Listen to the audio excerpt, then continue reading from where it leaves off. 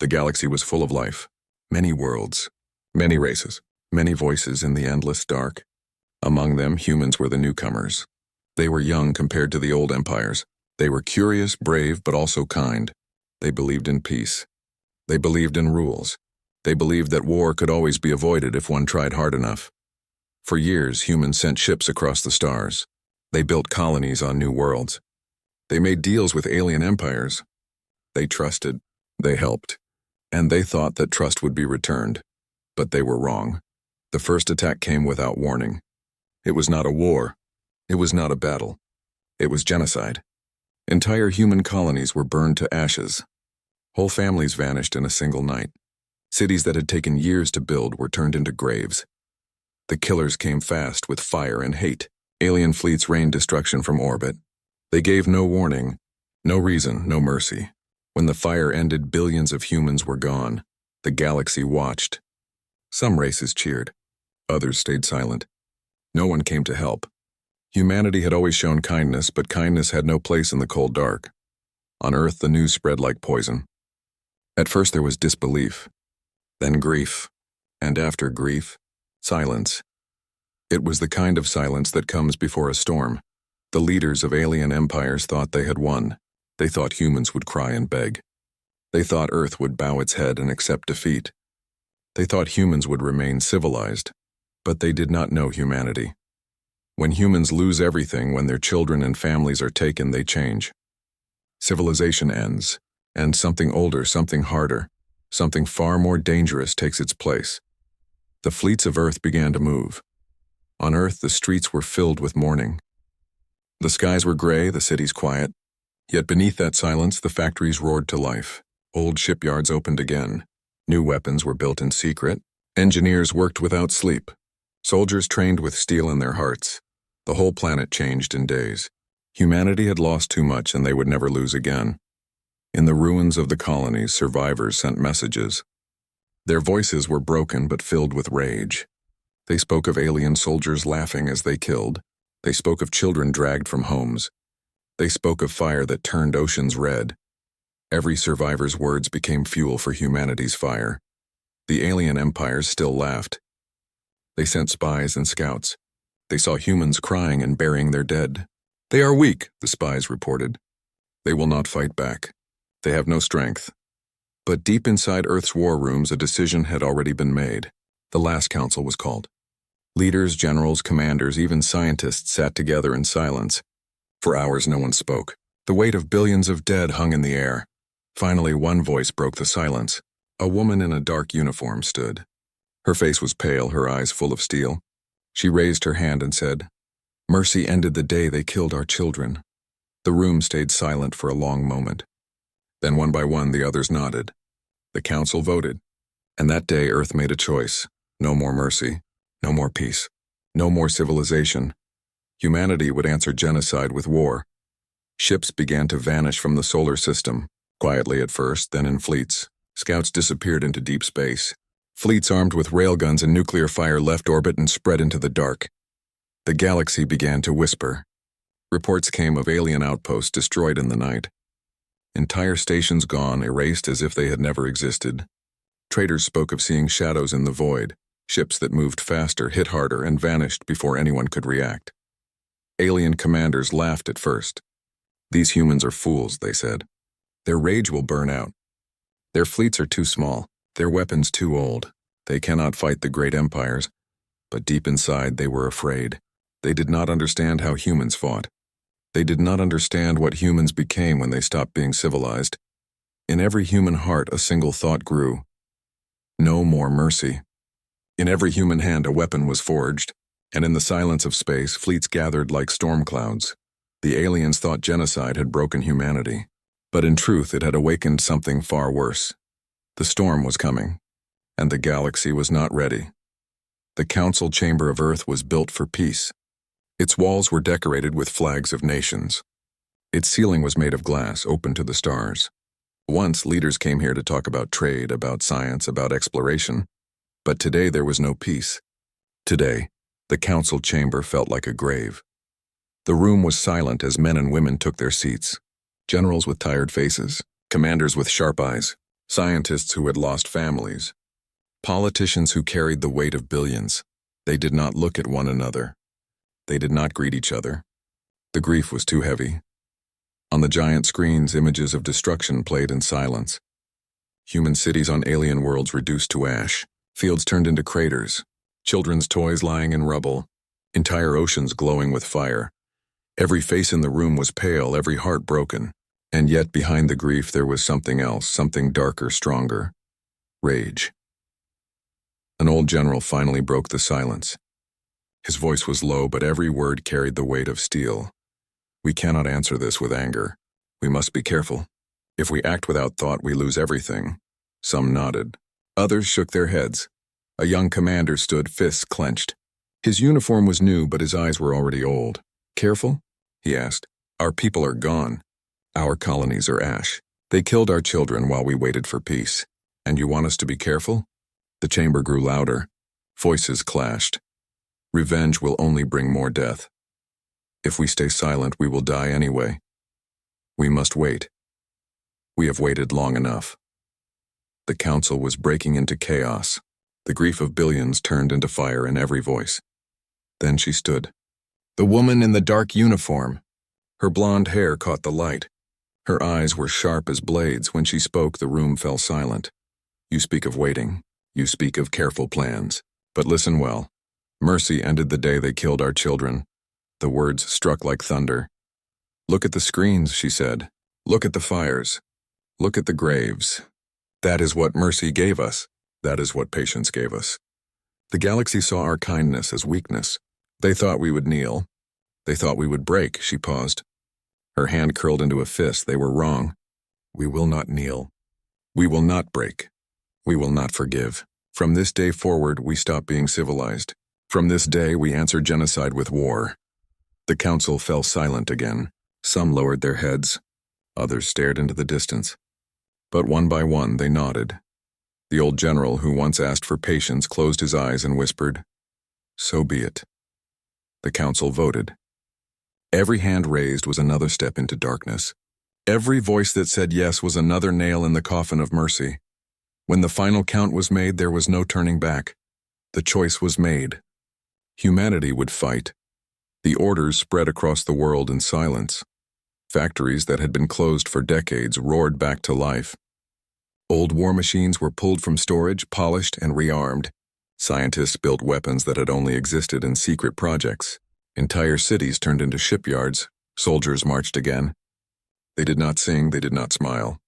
Their faces were cold stone. Every step they took was a promise. No more weakness, no more mercy. The woman in the dark uniform took command of the fleets. Under her watch, thousands of ships were prepared. Some were old, heavy and slow. Others were new, fast and sharp like blades. All were filled with rage. Across the galaxy, whispers began. Traders spoke of strange movements in human space. Scouts vanished. Satellite signals went dark. Alien rulers laughed. The humans are angry, they said. Let them scream. Anger cannot win wars. Their fleets are small. Their weapons are old. They will burn out quickly and then we will finish them. But even as they laughed, they began to feel fear, because deep in the silence of space, storms were gathering. Human fleets moved like shadows, unseen and unstoppable. Messages flew in every direction, but no answers returned. The aliens had celebrated their genocide. But the celebration would not last long. On Earth, the council chamber was empty again. The flags of nations still hung. The stars still shone above. But the room felt different now. It no longer belonged to peace. It belonged to war. The woman in the uniform stood alone at the great table. She looked at the empty seats, then at the stars above. Her voice was low, but it carried across the silent hall. We did not want this war, she said, but you left us no choice. You killed our mercy. Now we will kill yours. Her words echoed like prophecy, and beyond Earth the first fleets were already leaving orbit, silent as ghosts, deadly as storms. The last council had spoken, and humanity had answered. The stars above an alien outpost burned quietly, distant and calm. For the soldiers stationed there, it was just another night. The humans had been crushed, they thought. Their colonies burned, their fleets scattered. The war was already over before it had begun. The alien commander laughed with his crew. He spoke proudly of the genocide. He told stories of burning human cities, of screaming voices cut short by fire. The soldiers laughed with him. They called humans weak. They called them cowards. But while they laughed, something moved in the dark. A shadow appeared in the void. No warning, no signal, no sound. One moment, the outpost floated in silence. The next, a spear of light cut through its heart. The alien soldiers had no time to scream. The station cracked apart in seconds, torn by railgun fire sharper than lightning. In the silence of space, the first human strike had begun. Across the galaxy, alien empires received the news with disbelief. An outpost gone. Then another. Then another. Entire fleets that had hunted humans were suddenly missing, their signals lost forever. At first, alien rulers laughed again. Small victories, they said. Desperate attacks. Nothing more, but then came the reports. Witnesses spoke in terror. Traders swore they saw black ships moving like ghosts, a single human fleet striking with precision, vanishing before anyone could respond. They don't fight like before, one survivor whispered. They don't fight like men at all. They fight like demons. On the bridge of the flagship Resolute, the woman in the dark uniform stood tall. Her eyes were cold, her hands steady. Around her, screens glowed with enemy positions. Strike and vanish, she ordered. Her voice was calm, but it carried a weight that silenced the entire crew. The first strikes were not random. They were chosen carefully. Fuel depots, weapon stations, command centers. Every hit cut deeper into the alien empire's strength. Humanity had learned. They did not fight with brute force. They fought with patience, precision, and fury hidden beneath silence. The aliens tried to respond. They sent fleets to hunt the humans. They laid traps, mines, blockades, but every time the humans slipped away. Every time it was the aliens who died. At first it was small fleets, then larger ones. Soon entire empires trembled. The humans struck without warning, without hesitation, without mercy. For every human life taken in the genocide, 100 alien lives fell. On one alien world, a great city celebrated its victory over Earth. Lights filled the streets. Banners hung from towers. The alien emperor stood high above, declaring humans broken, defeated, gone. And then the sky opened. Human warships fell from orbit like blades of fire. Railgun shells rained down, tearing towers apart. Nuclear fire lit the night, turning the city into day. The emperor's words turned into screams. The celebration became ashes.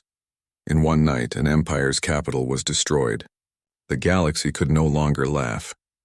Back on Earth, survivors of the colonies watched the reports. For the first time since the genocide, they smiled, not with joy, but with grim satisfaction. Their pain had not been forgotten. Their families had not been ignored. Every alien world that once cheered at human deaths now trembled. Every ruler who once celebrated now begged for defense. But there was no defense. The storm had begun. The alien council of war gathered in fear. They are not human anymore, one said. They fight without honor, another whispered. They fight without mercy. But one elder stood and shook his head. No, he said softly. They fight because we gave them no choice. We killed their mercy. Now they will kill ours. Meanwhile, aboard the Resolute, the human commander stood again before her fleet. Her eyes scanned the stars, her voice steady. Remember the children, she said. Remember the cities. Remember the silence they gave us. Now we give it back. No warnings. No forgiveness. No survivors. The fleet roared with approval, not with cheers, but with the sound of steel and duty. The humans moved again, silent, relentless, unstoppable. One alien soldier, captured after a battle, was asked what he saw. His hands shook, his voice cracked. They came from nowhere, he whispered. They destroyed everything. We begged for mercy, but they had none. Their eyes were empty, their faces cold. They are not like us. They are not even like the humans we once knew. They are something else now. Something worse. The interviewer leaned closer. What do you mean? The soldier closed his eyes. Tears ran down his face. I mean this, he whispered. They are the end. And so the first strike became legend.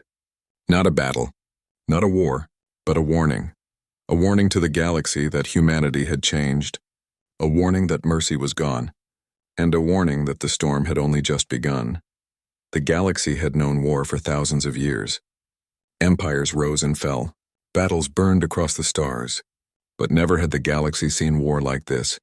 Humanity did not come as conquerors. They did not come to rule. They came as executioners. The first empire fell quickly. Its fleets had been proud, its soldiers trained, but pride did not save them. Human ships struck without warning. They used weapons the aliens had never seen. Railguns that cut ships in half, nuclear fire that turned whole cities into glowing ruins. In less than a month, the empire's borders collapsed. Its rulers were dragged from their thrones begging for mercy, but mercy no longer existed. Humanity remembered the genocide. Humanity remembered the silence. The first empire burned and humanity moved on. The second empire tried to fight differently. They gathered their fleets in one great armada, the largest in their history. Tens of thousands of ships filled the void, blocking the path of the humans. The alien admirals were certain this would be the end of Earth's fury. They cannot face us directly, they told themselves. They are too few, too weak. But when the battle came, the humans did not attack head-on. They split the armada apart with precision strikes. They cut its fuel lines, destroyed its command ships, severed its communications. One by one, alien fleets drifted helpless in the void, until human warships closed in. It was not a battle. It was a slaughter. When the smoke cleared, the greatest fleet in the galaxy was nothing but wreckage. And the second empire was gone. The galaxy began to panic. Races that once celebrated the human genocide now hid in silence. Every emperor, every council, every warlord asked the same question. Who will be next? The answer came quickly. Human fleets spread like wildfire. They struck planets with surgical precision. Factories, shipyards, and palaces were destroyed in nights of fire. No surrender was accepted. No peace was offered. Alien civilians begged for their leaders to end the war, but their leaders had no answer. Humanity was not fighting for land or power. They were fighting for vengeance. And vengeance could not be bargained with. On one world, a ruler tried to surrender. He sent messages to Earth begging for forgiveness, offering tribute, offering slaves, offering anything. The humans listened, then they answered with silence. The next day, human fleets arrived. They did not attack the people. They did not burn the farms. They went straight for the ruler's palace. It fell in minutes. The ruler was dragged into the street. He cried out, "I offered peace." The human commander looked down at him, her eyes cold as steel. "You offered too late." The palace was burned. The world was left leaderless. Humanity moved on. Every empire thought they would be the ones to stop humanity. Every empire thought they would be different. But one by one they fell. The third empire lasted only weeks. The fourth collapsed after its capital burned. The fifth begged for help from allies, but none came. Everyone feared the storm too much to stand against it. By the time the sixth empire fell, the galaxy was no longer laughing. It was whispering. It was afraid.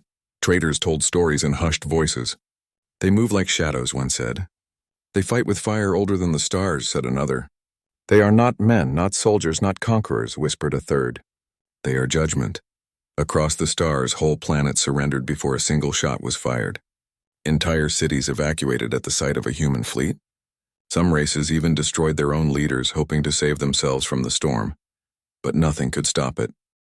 Back on Earth, the Council watched in silence. Reports of victory came daily, but no one celebrated. Every leader knew the truth. This was not victory. This was vengeance. And vengeance had no end. The woman in the dark uniform stood again before her fleet. Her voice was quiet but sharp as a blade. "Do not celebrate," she said. "Do not forget. We are not here for glory. We are not here for conquest. We are here for justice. And justice is not finished." Her crew listened in silence. They understood. None of them smiled. None of them cheered. They only prepared for the next strike. In the ruins of fallen empires, survivors spoke in terror. "They gave us no warning," one said. "They showed no mercy," said another. "They fight until nothing is left. They fight until the stars themselves seem afraid." An alien scholar, one of the few still brave enough to speak openly, wrote a single line in his record. The galaxy thought genocide would end humanity. But it only ended their mercy, and now all empires fall before them. By the end of the year, half the great powers of the galaxy were gone. Planets burned. Capitals erased. Fleets turned to wreckage. The stars themselves seemed quieter. Because where once there had been many voices, now only one voice remained. Humanity. And it spoke with fire. The galaxy was silent. Too silent. Where once there had been the proud voices of empires, now there was only fear. The great fleets were gone. The mighty capitals were ash. Half the galaxy's rulers were dead, their banners burned, their thrones broken. And still, the humans did not stop. Every alien race asked the same question. What do they want? But humanity wanted nothing. No planets, no slaves, no riches. They wanted only this, vengeance. And vengeance did not bargain. In the cold void of space, a human fleet gathered around a ruined world. The fires still burned below, black smoke rising into the endless night. On the bridge of the flagship Resolute, the woman in the dark uniform stood before her crew. Her eyes were colder than steel, her voice sharper than a blade. Today, she said, we speak to the galaxy. Her order carried across the fleet. Technicians activated beacons. Hollow screens flared to life. Every frequency, every channel, every star system was touched by the signal. Across the galaxy, billions of eyes turned to the sky. The screen showed a human face. Not smiling, not angry, cold, empty, determined. The woman spoke, her voice echoing across 1,000 worlds. You thought our kindness was weakness. You thought our mercy was surrender. You thought genocide would break us. You were wrong. Her words shook the galaxy. In every alien home, in every palace and slum, her voice was heard. You burned our cities. You killed our children. You celebrated our graves. And for that we give you this. No peace, no surrender, no mercy. From this day forward, we are not civilized. From this day forward, we are the storm. The message spread like fire. On some worlds, alien rulers trembled in silence. On others, citizens screamed in fear. But everywhere, the same thought grew. The humans are coming.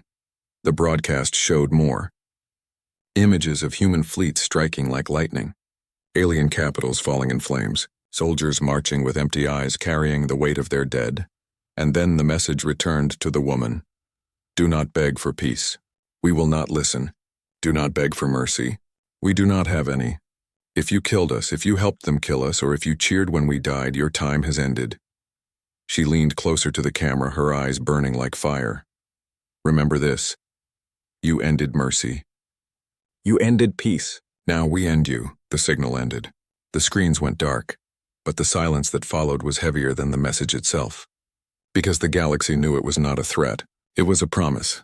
On one alien world, a scholar sat trembling before the dark screen. He whispered to his students, they are not like us anymore. They do not fight for land or power. They fight for memory, for the dead, and memory never dies. Another student asked, will they ever stop? The scholar closed his eyes. No, he said softly. They will not stop.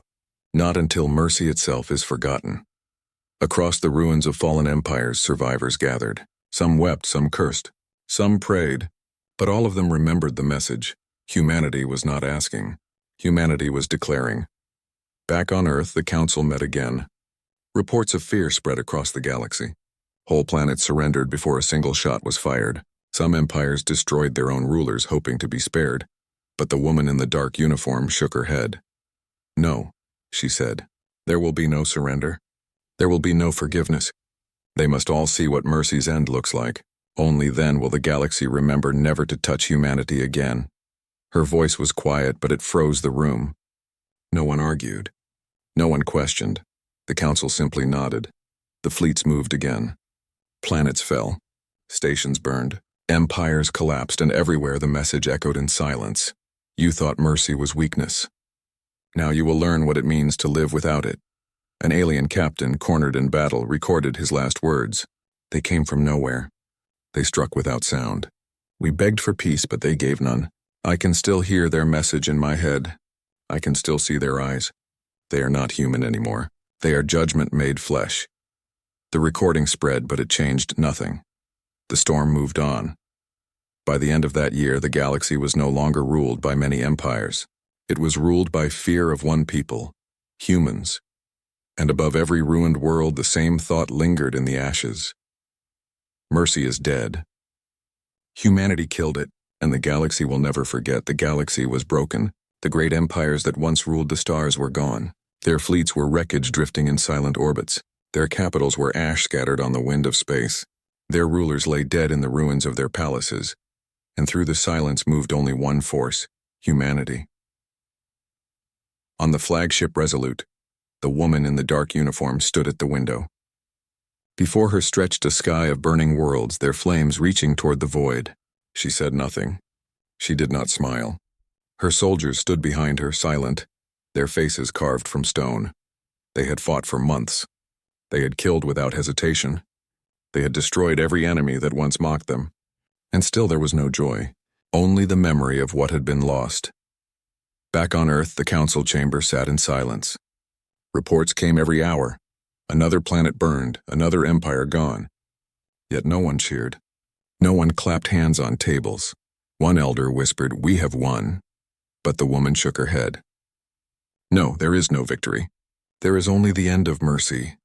Across the galaxy, survivors trembled. On ruined worlds, alien families searched the rubble for food and water, whispering prayers that the humans would not return. On distant stations, rulers who once cheered the genocide now sat in hiding. Fearing every shadow in the stars, they knew the truth. Humanity could come at any moment, and if they did, nothing would remain.